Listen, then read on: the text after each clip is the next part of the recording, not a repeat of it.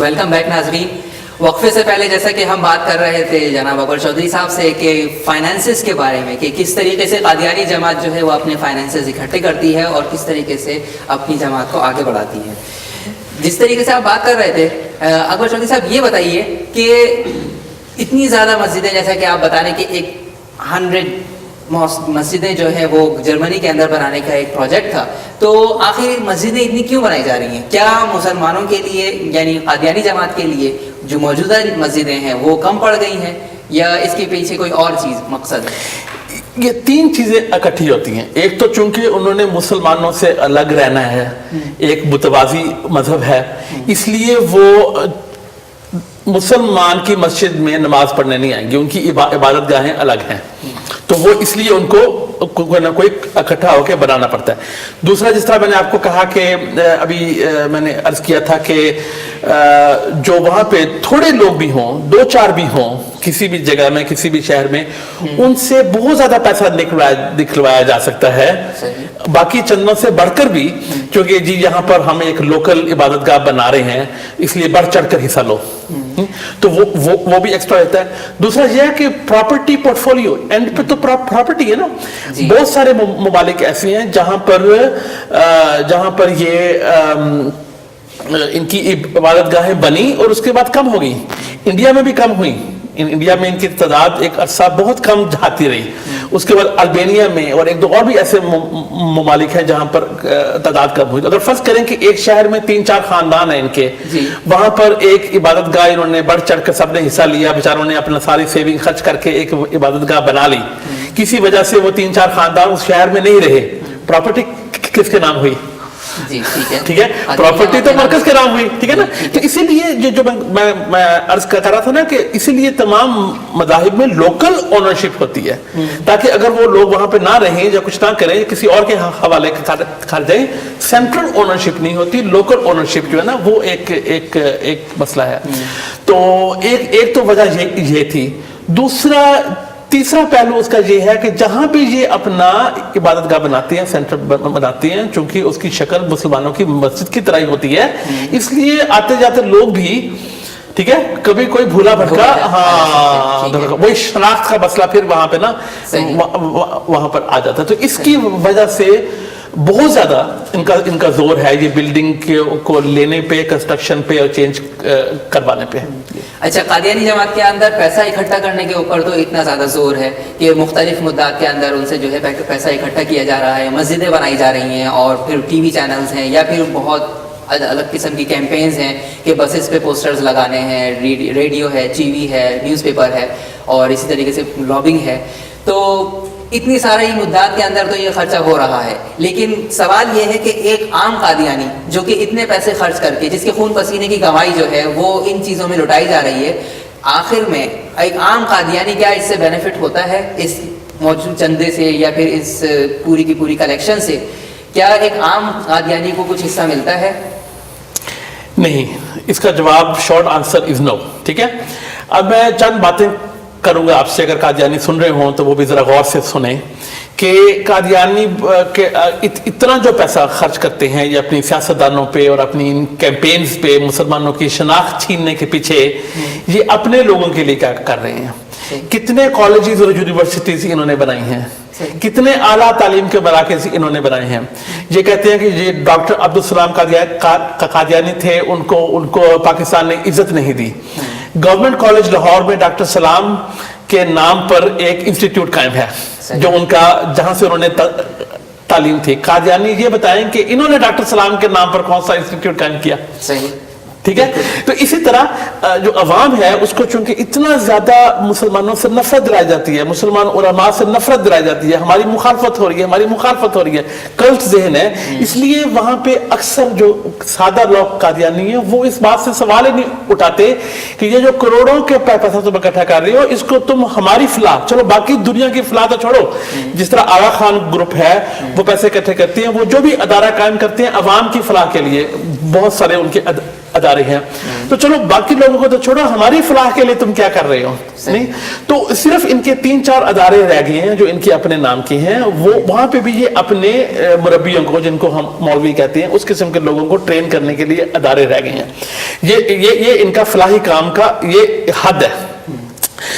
چناب نگر میں روا میں جو اسکول, کالج اور ہسپتال تھا وہ اب حکومت چلاتی ہے.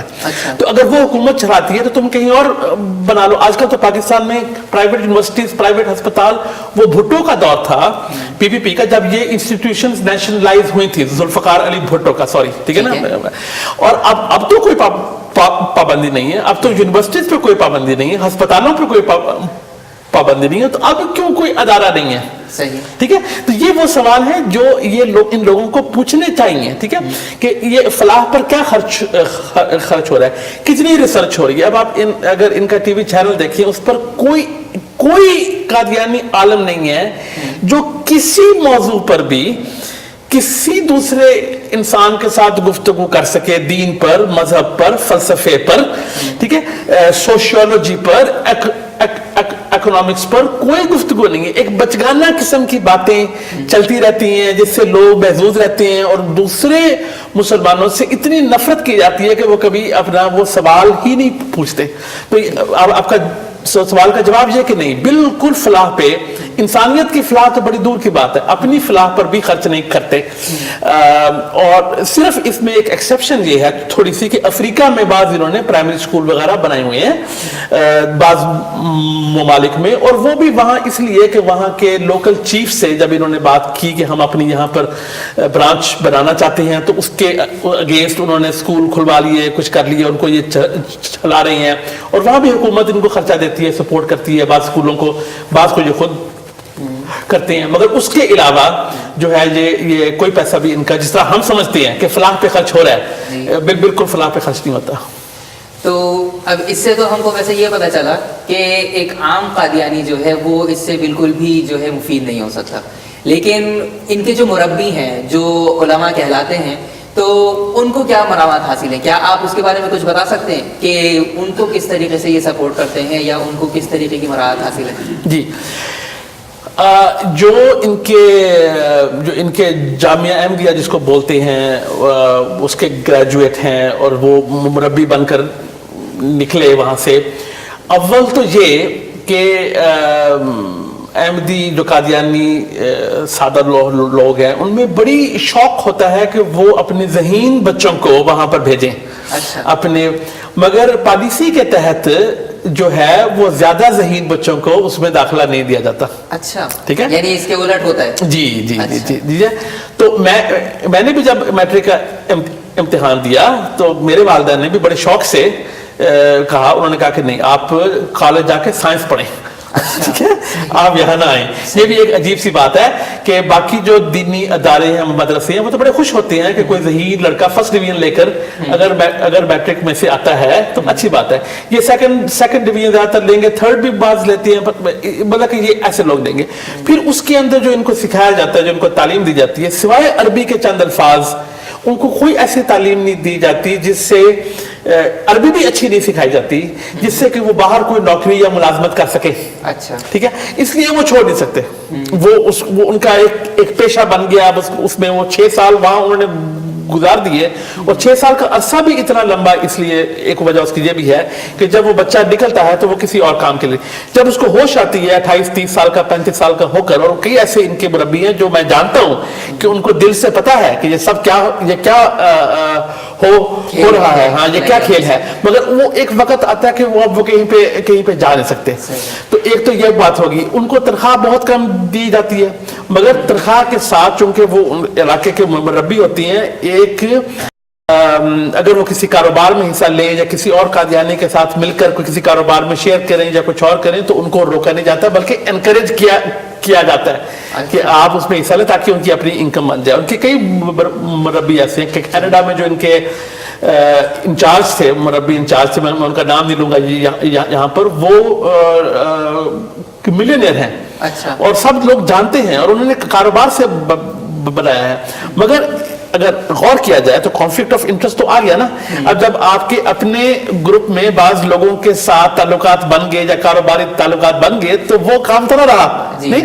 تو وہی اگر یہ پراپر تنخواہ دیں اور پراپر طریقے سے رکھیں مگر مالی طور پر ان کو کہیں کہ نہیں آپ نے اور کوئی کام نہیں کرنا, ٹھیک ہے, آپ نے صرف یہ کام کرنا ہے, تو وہ ایک پروگریسو آرگنائزیشن, ایک صحت مند تنظیم کی نشانی ہوگی. مگر نہیں, مال میں جتنا مرضی کماؤ, جیسے مرضی کماؤ, حصہ دیتے رہو.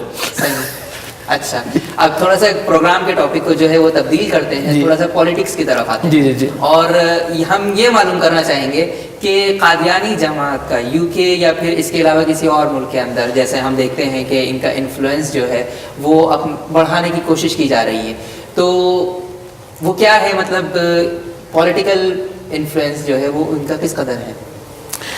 جی, ایک تو میں نے آپ سے ہم نے ڈسکس کیا تھا لاسٹ ویک کے پروگرام میں کہ کیسے یہ ایک گلوبل ایک موقع کا فائدہ اٹھا رہے ہیں, ایک سیاسی موقع کا فائدہ کہ یہ اپنے آپ کو مسلمان کر پریزنٹ کر رہے ہیں. اس سے الٹیمیٹلی نقصان ان کو ہی ہوتا ہے جب آہستہ آہستہ, جیسا اب یہ واقعہ ہوا یہاں پر یو کے میں, یہ کیمپین جو انہوں نے کی کہ یہ ہیٹ کیمپین ہو رہی ہے ہمارے خلاف, اس سے کیا ہوا کہ صحافیوں کی ایک نئی جنریشن, ایک نئی جو ہے نسل, اس کو ان کے بارے میں پتہ چل گیا. اسی طرح سیاستدانوں کی ایک نئی جنریشن کو بھی اس کے بارے میں پتہ چل گیا. اس لیے ہم کبھی خاموش نہیں بیٹھ سکتے, جہاں پہ موقع ملتا ہے ہم آواز جو ہے وہ اٹھاتے ہیں. تو میں نے ریسرچ کی ہے اس پہ بہت زیادہ.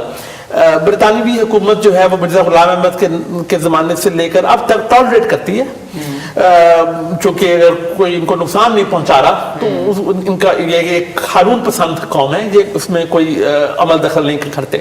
یہ اپنا بہت بڑا اعزاز سمجھتے ہیں اگر ان کے تقاریب پر اور ان کے جلسوں پر ممبر آف پارلیمنٹ آ جائیں, سیاستدان آ جائیں, ان کو انوائٹ کرتے ہیں, بلاتے ہیں اور ان کا احسان چکاتے ہیں پھر کام کر کے. اچھا, ٹھیک ہے.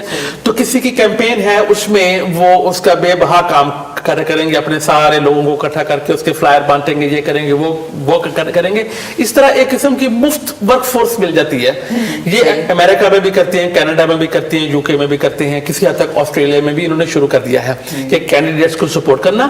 کسی خاص پارٹی کو سپورٹ نہیں کرتے, مگر اکثر لبرل جو ہے نا, لیفٹ سینٹر لیفٹ جس کو ہم بولتے ہیں, ٹھیک ہے, جہاں پہ وہ لیبر پارٹی کہلائے گی, ٹھیک ہے, کینیڈا میں وہ لبرل جو ہے وہ پارٹی کہلائے گی, اس کو زیادہ تر یہ سپورٹ کرتے ہیں. اس کی وجہ سے ان کے ساتھ سیاسی تعلقات اچھے ہوتے ہیں, جس کو یہ استعمال کرتے ہیں پاکستان پر دباؤ ڈالنے کے لیے.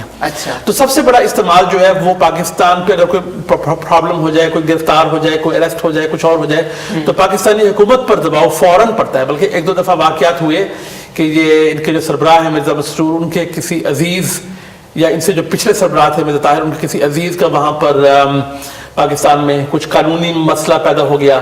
تو کینیڈا سے ممبر آف پارلیمنٹ خود گئے. اچھا, جی. تو جب آپ کسی کو الیکٹ کرنے میں اس کی آپ ہیلپ کریں گے تو آپ صاف ظاہر ہے کہ وہ آپ کا ممنون ہوگا, تو یہ ہوگا. مگر سیاسی طور پر حکومتیں کیا سمجھتی ہیں, وہ بھی ان کو ایک کلٹ سمجھتی ہیں. ان کو ان سے نہ کوئی خطرہ ہے نہ کوئی فائدہ ہے.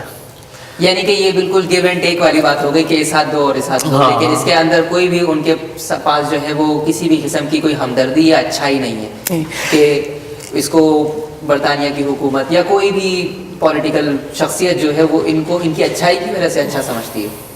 یعنی ایسا کچھ نہیں, چونکہ اچھائی برائی نہیں ہے. میں آپ کو بتاتا ہوں کہ تاثر کیا ہے ان کا. یہاں کے جو انٹیلیجنسیا ہے, جو یہاں کے مصنف ہیں, جو یہاں کے تھنکرز ہیں, مفکرین ہیں, جو ان کو جانتے ہیں, وہ ان کے بارے میں کیا سوچتے ہیں آپ کو بتاتا ہوں.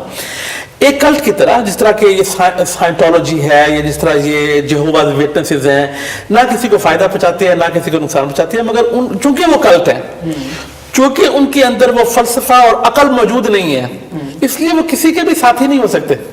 کیونکہ دیکھیں, ایک وہ تنظیم کسی کی مخالف یا ساتھی ہوتی ہے جس میں کچھ گہرائی ہو, جس کا کوئی ایک فلسفہ ہو, جس کا کوئی عقیدہ ہو, ٹھیک ہے نا, جو ایک تھالی کا بینگن ہو, تھالی کے بینگن کا تو کوئی اپنا نہ دوست سمجھتا ہے نہ اس کو دشمن سمجھتا ہے. تو ایک قسم کا یہ ایک کاروبار ہے جو یہ مرزا فیملی کا ہے.